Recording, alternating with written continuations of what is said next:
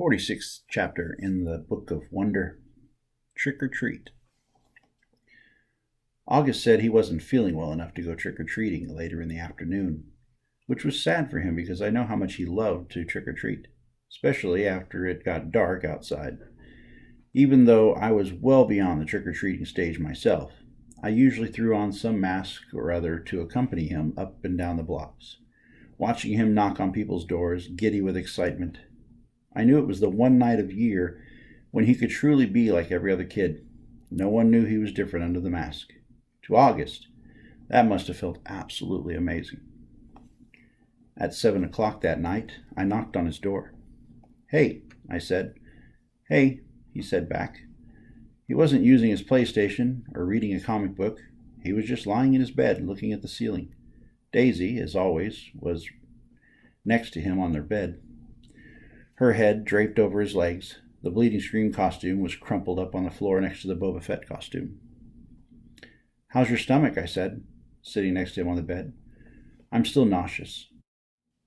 "You sure you're not up for the Halloween parade?" "Positive."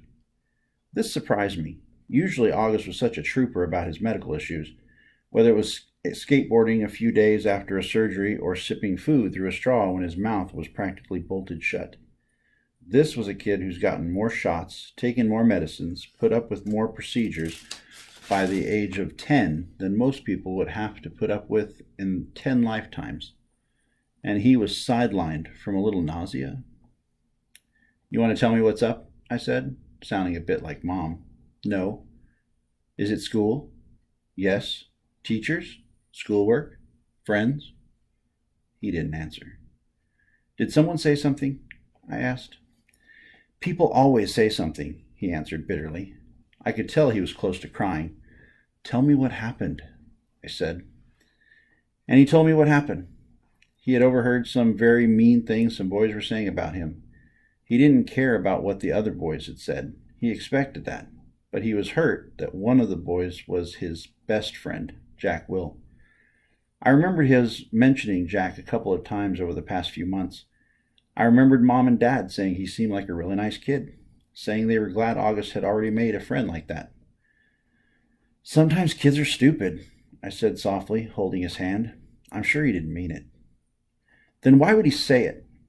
He's been pretending to be my friend all along. Tushman probably bribed him with good grades or something. I bet you he was like, 'Hey Jack, if you make friends with the freak, you don't have to take any tests this year.' You know that's not true. And don't call yourself a freak. Whatever. I wish I'd never gone to school in the first place. But I thought you were liking it." "I hate it," he said, angry all of a sudden, punching his pillow. "I hate it. I hate it. I hate it." He was shrieking at the top of his lungs. I didn't say anything. I didn't know what to say. He was hurt. He was mad. I let him have a few more minutes of this fury. Daisy started licking his tears off his face. "Come on, Augie," I said, patting him on his back slowly. "Why don't you put on your Jango Fett costume and—" "It's Boba Fett costume! Why does everyone mix that up?" "Boba Fett costume," I said, trying to stay calm. I put my arm around his shoulders. "Let's just go to the parade, okay?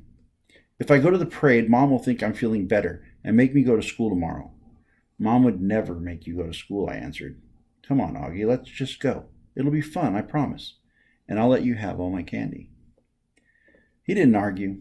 He got a bed and slowly started pulling on his Boba Fett costume. I helped him adjust the straps and tighten the belts, and by the time he put his helmet on, I could tell he was feeling better.